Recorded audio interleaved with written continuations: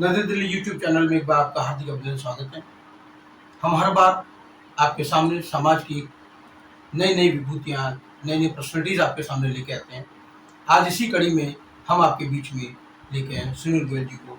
सुनील गोयल जी वैसे तो समाज में एक बहुत बड़ा जाना माना नाम, इनके परिचय की कोई जरूरत भी नहीं है, और चूंकि परिचय जरूरी है, इस टाइम हम आपस में बात कर रहे हैं, इसलिए परिचय भी जरूरी है। तो सुनील गोयल जी लायंस क्लब के एक बहुत बड़े पद पर पहुंचे हुए आज की डेट में एक हम समाज सेवी कह सकते हैं। समाज के अंदर बहुत सी संस्थाएं ऐसी हैं, चाहे वो हनुमान धाम ले लें, नैनीताल वाला ले लें, उसके भी आप राष्ट्रीय कोषाध्यक्ष हैं, और इस तरह की बहुत सी संस्थाएं हैं जिनमें आप बड़े बड़े पदों पर कार्य करते हैं। तो जानते हैं हम इन्हीं से, इन्हीं की जबानी कि ये अपने बारे में बहुत कुछ हमें बताएंगे, तो हम सब आनंद लें, बातचीत करें।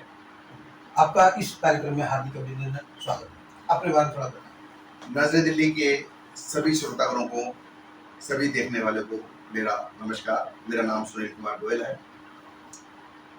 मैं अपनी पहचान वैसे तो सामाजिक कार्यकर्ता के रूप में ही देना चाहता हूं, परंतु ये सच है कि मैं राजनीतिक में जुड़ा हुआ हूँ। भारतीय जनता पार्टी का एक स्वयंसेवक हूँ। मेरे पास आज भारतीय जनता पार्टी में सहकारिता प्रकोष्ठ में सह संयोजक दिल्ली प्रदेश के अंदर जिम्मेदारी है, जिसे मैं अपनी बखूबी निभा रहा हूँ। तो आप बहुत सारी सामाजिक और धार्मिक संस्थाओं से जुड़े, तो उनमें से कौन कौन सी विशेष संस्था है जिसका अभी आपने जिक्र किया, सहकारिता प्रकोष्ठ का, इसके अलावा भी कौन कौन सी संस्था है? देखिए, मैं कई सारी सामाजिक संस्थाओं में मुख्य भूमिकाओं में हूँ। सर्वप्रथम जिसका मैं नाम लेना चाहूँगा, जो मेरे दिल से लगी हुई है, जिसके लिए मैं जितना भी करूँ उतना कम है, Navdrishti social and blind welfare society. Rama Vihar में एक आश्रम हमने बना रखा है, कुछ मित्रों ने मिलकर बनाया था। 66 बच्चे उसमें आज की डेट में रह सकते हैं। आज उसके काफी ट्रस्टी हैं।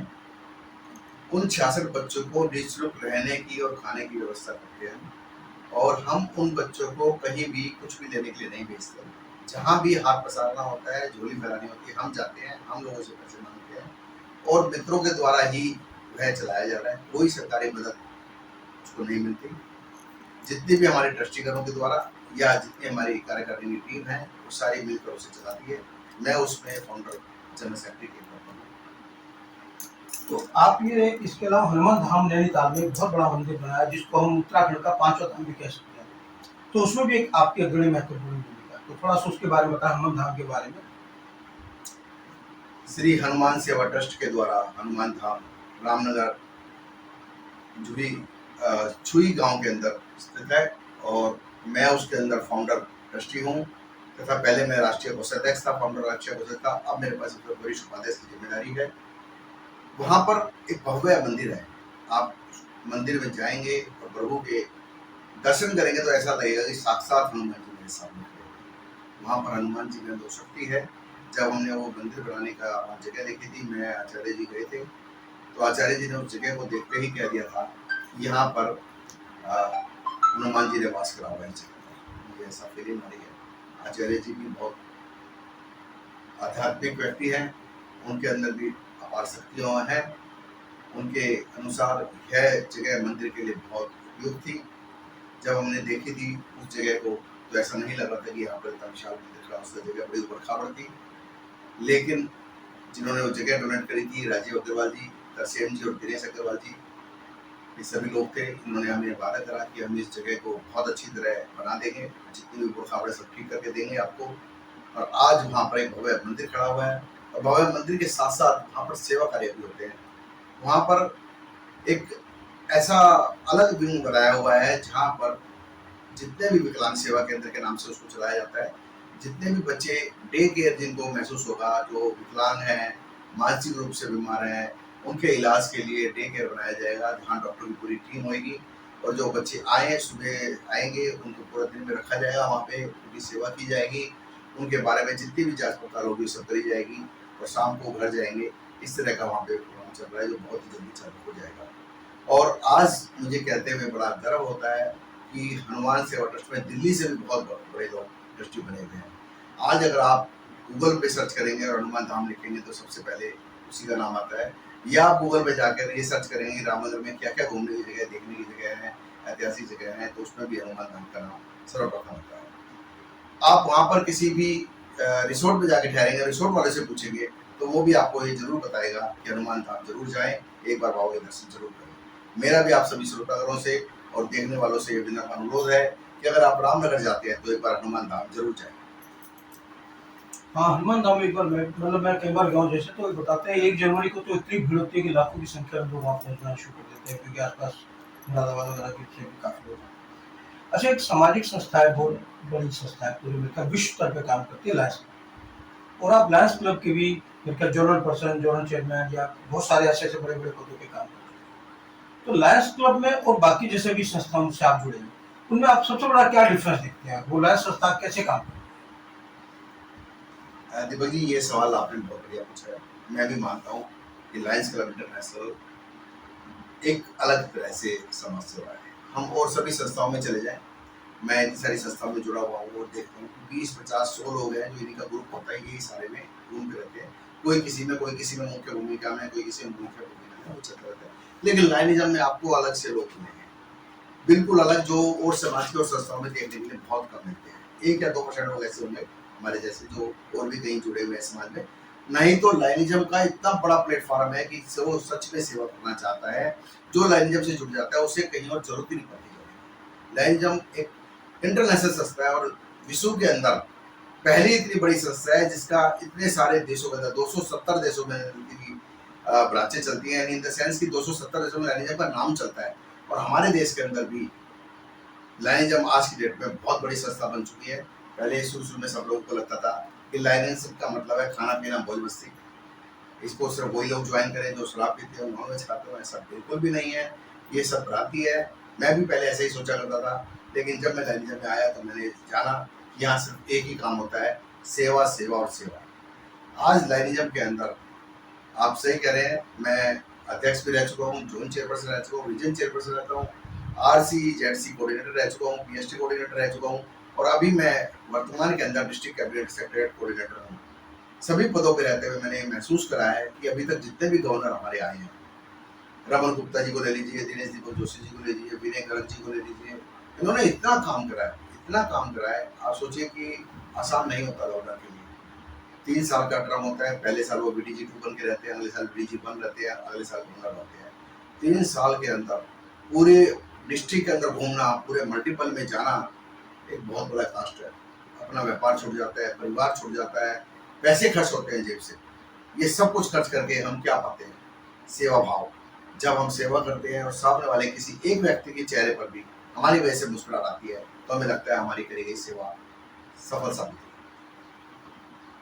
हुई। है? ये तो एक बहुत बढ़िया एक टास्क है लायनिज्म के रूप में, और मैं सोचता हूँ कि सारी संस्थाओं को कहीं ना कहीं इससे कोई ना प्रेरणा जरूर लेनी चाहिए, क्योंकि ये एक ऐसी संस्था है जिसमें पदों की कोई मारामारी नहीं है और इसमें कोई खींचतान या लड़ाई झगड़ा, और मैंने इतने लंबे समय में नहीं देखा।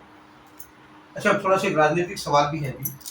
अभी हाल में दिल्ली सरकार ने भारतीय जनता पार्टी पर, दिल्ली सरकार की आम आदमी पार्टी केजरीवाल सरकार ने भारतीय जनता पार्टी पर बड़े तीखे आरोप लगाए कि ये हमारे विधायकों को खरीद फरोख्त रहे हैं और एक एक विधायक के लिए 20-20 करोड़ रुपए दे रहे हैं, जिसके लिए अभी उन्होंने 2-3 दिन पहले संसद में बड़ा जो अपने विधानसभा में बड़ा जोर शोर से प्रश्न उठाया कि लोग काम करने दे रहे हमारे विधायकों को। आप क्या समझते हैं इस बात?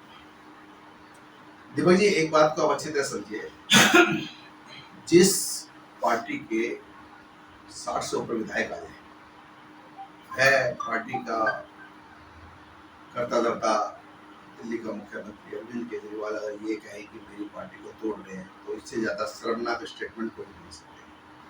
आप वहां पर कहें चाहे 1-2, मैं आपका बहुमत सिर्फ 1-2 विधायकों से है तो समझ में आती है कि कोई आपकी पार्टी को तोड़ दे, सत्ता के अंदर आने के लिए गलत रास्ता अपनाए।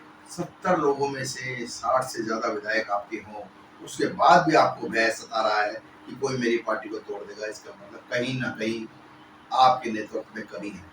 आप अपने विधायकों को ये नहीं समझा पा रहे हैं कि मैं ईमानदारी से काम कर रहा हूँ। जो आप कह के आए थे, अन्ना जी के आंदोलन से आपका उत्पन्न हुआ था, उस आंदोलन में जितनी बड़ी बड़ी बातें कही गई थी, धीरे धीरे सब समाप्त हो रही है और अब नेगेटिव की ओर जा रही है।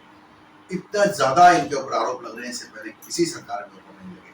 किसी मुख्यमंत्री ने शराब के अंदर इतना बड़ा घोटाला नहीं करा।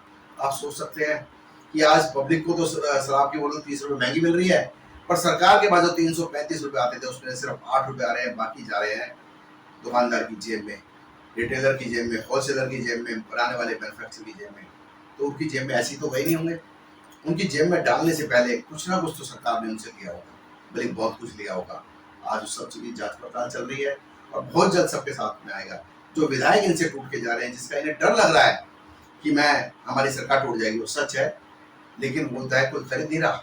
वो विधायक इनसे इसलिए टूट रहे हैं जो ईमानदार लोग इनके साथ जुड़े थे, जो अन्ना के आंदोलन से इनके साथ जुड़े थे। उन्हें आज लग रहा है कि हम गलत व्यक्ति के साथ जुड़ गए, गलत पार्टी से जुड़ गए, तो अब धीरे धीरे वो सब लोग इनसे निकलेंगे और अपनी स्थान जरूर खोजेंगे। और मैं उनसे अपील भी करता हूँ, अगर आपको लगता है कि आप एक गलत व्यक्ति के साथ लग गए हैं, तो आपको जरूर इन लोगों से निकलना चाहिए तथा अलग अपना रास्ता चुनना चाहिए। अभी जैसे पीछे मनोज सिसोदिया जी के ऊपर आरोप लगे शराब के ऊपर, तो उसके अंदर ईडी को भी, सीबीआई को लंबे चौड़े दस्तावेज नहीं मिले, या मिलने बाद कह देगा भी नहीं है। तो क्या लगता है कि ये ईडी की फेलियर कह सकते हैं, सीबीआई की फेलियर कहें, या इनकी स्मार्टनेस कहें, इसमें से क्या कहते हैं आप? देखिए, मैं आपको एक बात बताऊं, आप समझिए कि जो भी जनता के द्वारा चुनाव प्रतिनिधि होता है उसका बड़ा सम्मान होता है। हमारी संस्थाओं के अंदर भी बड़ा सम्मान होता है। ईडी वगैरह एक आम व्यक्ति पर जितनी जल्दी कार्रवाई कर सकती है, उतनी जल्दी एक उप मुख्यमंत्री पर नहीं कर सकते। एक भंडार चाहिए हमें सबूतों का, 1 2 4 5 सबूत से कुछ नहीं हुआ। आप ये ना सोचिए कि किसी को अरेस्ट नहीं किया गया इसका मतलब उनके पास सबूत नहीं है। सबूत पर्याप्त है, परंतु कई सारी कानून प्रक्रिया से गुजरना पड़ता है। एक छोटे से छोटे व्यापारी बिजनेसमैन पर भी रेड मारने से पहले सभी जितनी भी एजेंसियां काम कर रही होती है 10 से 15 दिन उस पर होमवर्क करती है, उसके बाद उस पर रेड आती है। तो आप सोचिए कि उप मुख्यमंत्री के रेड ऐसी तो मार नहीं दी गई होगी, जरूर उसके ऊपर पहले होमवर्क किया गया होगा, बहुत बड़ा लंबा चौड़ा, उसके बाद ये सारे काम करे गए होंगे। सबूतों की कोई कमी नहीं है और अब तो जनता को भी दिख रहा है कि इसमें भारी धांधलेबाजी हुई है। कोई छोटे मोटे नहीं है, कोई 10-20-50 हजार करोड़ की नहीं है, ये बहुत बढ़ी जाएगी आगे तक। और इसका सबसे बड़ा नुकसान मैं आपको बताऊं कि पंजाब के अंदर हुआ, जो ये पैसा पंजाब के अंदर लगा, उस पैसे से पंजाब में आज सरकार बनाई। पंजाब में भी आज अराजकता का माहौल है। पंजाब हमारे एक बॉर्डर राज्य है, पाकिस्तान से लगता हुआ है। ये बात हमारे सभी भारतवासियों को बहुत चिंतित कर रही है कि अगर पंजाब के अंदर अराजकता फैली जो पाकिस्तान से लगता हुआ बॉर्डर है, तो उसका पाकिस्तान बहुत लाभ ले सकता है। और अब दूसरा निशाना ये गुजरात को बना रहे हैं। मैं समझ नहीं पा रहा कि आखिर क्यों ये ऐसे राज्य चुन रहे हैं जिनकी बॉर्डर पाकिस्तान से लगता है। क्या पाकिस्तान से इनकी कुछ मिलीभगत है? क्या चाहते हैं? क्या देश में अराजकता का माहौल चाहते हैं? जो पार्टी इतनी बड़ी बातें करके आई थी वो आज देशद्रोह पे उतर आई है। मैं नहीं समझ पा रहा हूं कि ऐसा कारण क्या है, परंतु सरकार सब कुछ खोद के निकाल लेगी। सरकार के पास साधनों की कोई कमी नहीं है, या तो ये लोग संभलेंगे, नहीं तो सरकार इन्हें ठीक करेगी, मेरा ऐसा अनुमान है। ये तो एक बहुत बड़ी बात आज निकल के आई है कि वाकई में ये अभी अगर इसको एनालाइज करें तो इनके जितने भी अपने टारगेट क्षेत्र चुन रहे हैं सब बॉर्डर के नजदीक चुन रहे हैं, और जो बॉर्डर लगभग लगभग पाकिस्तान के साथ लगता आ रहा है। तो देश देखा है तो देश के लिए एक बड़ा ही दर्दनाक विषय ये खड़ा होना शुरू हो चुका है। तो इसके लिए भी हमें, सरकार को भी, आप लोगों को जो राजनीति जुड़े हैं, इनका भी एक दायित्व बन जाता है कि कुछ बड़ा स्तर उठाए। दीपक जी, आप इस बात को अच्छी तरह समझिए कि चुनाव के अंदर भी इस तरह की बातें आ रही थी कि इनको फंड खालिस्तानियों से आ रहा है। हाँ। और खालिस्तानियों का आज कोई भी समर्थन नहीं कर रहा, सिर्फ एक ही देश कर रहा है, पाकिस्तान। पाकिस्तान खालिस्तानियों का समर्थन कर रहा है, खालिस्तानी आप पार्टी का समर्थन कर रहे हैं, और आप पार्टी बॉर्डर के अंदर अपनी सरकार बनाने के लिए लालयत हो रही है, झूठे सच्चे वादे कर रही है। जैसे पंजाब में करा, अब गुजरात में जाके कर रही है। यह बात हमारे कान खड़े करने के लिए बहुत है। हमारे देशवासियों को समझना होगा कि अगर हमें राष्ट्र के प्रति प्रेम है तो हमें झूठे लालचों से बाहर निकलना होगा, मुफ्त की राजनीति को छोड़ना होगा।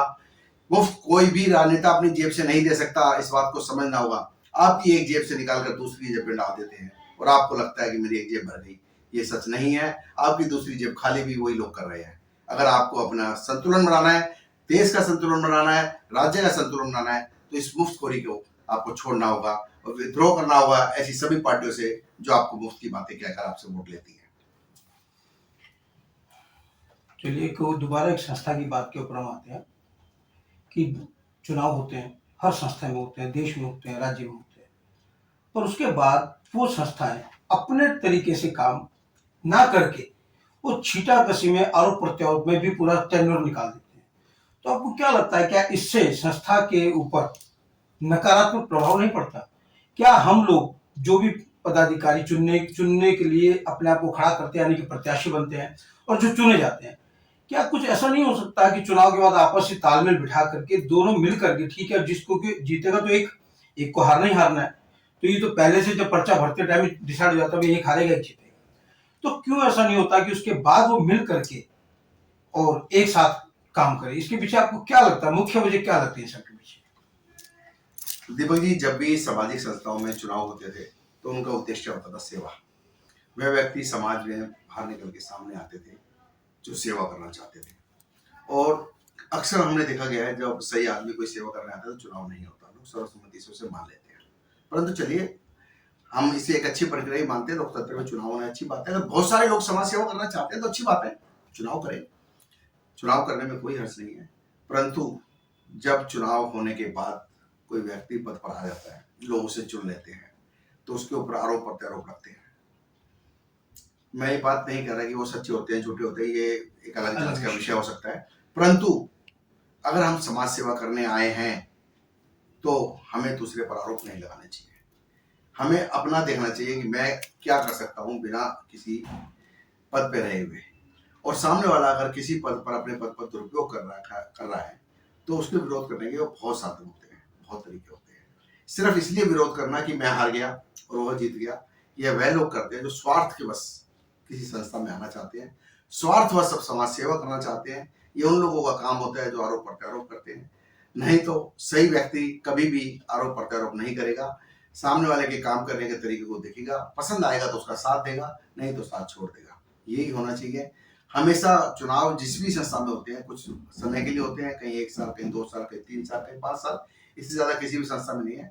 उस समय का इंतजार करना चाहिए, आने वाले समय का, और अपने आप को दोबारा उसके लिए खड़ा करना चाहिए।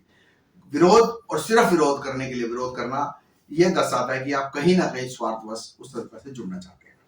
हाँ, नेचुरल कि विरोध, बार लगातार विरोध करने के पीछे कोई ना कोई स्वार्थ ही हो सकता है, वरना तो जब चुनाव खत्म, यानी कि इतना, इसका मतलब इतने सारे लोगों ने उनको सपोर्ट किया, तो हमें कहीं ना कहीं इसमें शांत होना चाहिए और अगली बारी का इंतजार करना चाहिए। देखिए, आपका एक बहुत बड़ा व्यवसाय भी है, इनका प्लास्टिक उद्योग है आपका। तो अभी पीछे कोरोना चला, 2 साल लोगों ने, पूरे विश्व ने इसको झेला, तो आपके प्लास्टिक उद्योग में और इवन खुद आपके उद्योग ने भी इसको घेरा होगा, तो आपने इस पूरे 2 साल के पीरियड को कैसे लिया और आज इसको कैसे देखते हैं? दीपक जी, एक बात आप अच्छी तरह समझिए कि पिछले 2 से 3 साल जिस त्रासदी में पूरा विश्व गुजरा, हम सब मिलकर परमपिता परमात्मा से प्रार्थना करें कि ऐसा समय दोबारा कभी नहीं आए। अच्छा ये हुआ कि ये समय मानवता सिखा गया। ये समय ये बता गया कि मैं कितनी बड़ी अप्रोच रखता हूँ, मेरे पास कितने ही सारे पैसे हों, मैं कितने बड़े पद पर हूँ, मैं कितना ही पढ़ा लिखा हूँ, मैं कितना इंटेलिजेंट हूँ। जब समय अगर भगवान अपना चक्कर चलाता है तो सब रुक जाता है। मैं अगर बीमार हुआ, मेरे नीचे भी रूम बंद कर दिया गया, घर वाले मेरे को छोड़ दिया। एक रोटी नीचे से दरवाजे से प्लेट सरका जाती थी और उसे खाया जाता था। यही रिक्शा वाले के साथ होता था, अगर उसे बीमार हो गया तो उसके साथ भी यही व्यवहार था। यानी 2 व्यक्तियों के साथ एक जैसा व्यवहार भगवान ने सिखा दिया। बहुत लोग अहंकार करते थे, मैं अहंकार इसलिए कह रहा हूँ कि कोई भी बात जब हम कहते हैं मैं ऐसा करता हूँ तो अहंकार ही होता है कि मैं 10 साल से मंदिर जा रहा हूँ, 20 साल से लगातार मंदिर जा रहा हूँ, 50 साल से ये काम कर रहा हूँ, मैंने कभी काम नहीं छोड़ा, 2 साल में सब छुड़वा दिया। भगवान ने कहा तू नहीं कर रहा था, मैं तुझसे करवा रहा था, मैं जब चाहूँ इसको रोक सकता हूँ। अपने अपनी उसने पावर भगवान ने दिखाई। जहां तक आम जनता पे इस पे पड़ने वाला प्रभाव की बात है, जो मिडिल क्लास फैमिली थी सबसे ज्यादा प्रभाव उस पर पड़ा है। लोअर क्लास पे भी पड़ा है, ऐसी बात नहीं है कि नहीं पड़ा, पर उन्होंने फिर भी अपने साधन, कुछ लोग गांव चले गए, कुछ लोगों की मदद समाज ने करी, राजनेताओं ने करी, सरकारों ने करी, सब लोगों से मदद आई। लेकिन मिडिल क्लास व्यक्ति एक ऐसा व्यक्ति होता है जो किसी को कह भी नहीं सकता कि मैं परेशान हूँ। मान सम्मान के बोझ से वो इतना दबा हुआ होता है कि वह किसी से अपनी मदद भी नहीं मांगता। छोटे छोटे व्यापारी जो छोटे छोटे काम करने वाले थे वो खत्म हो गए।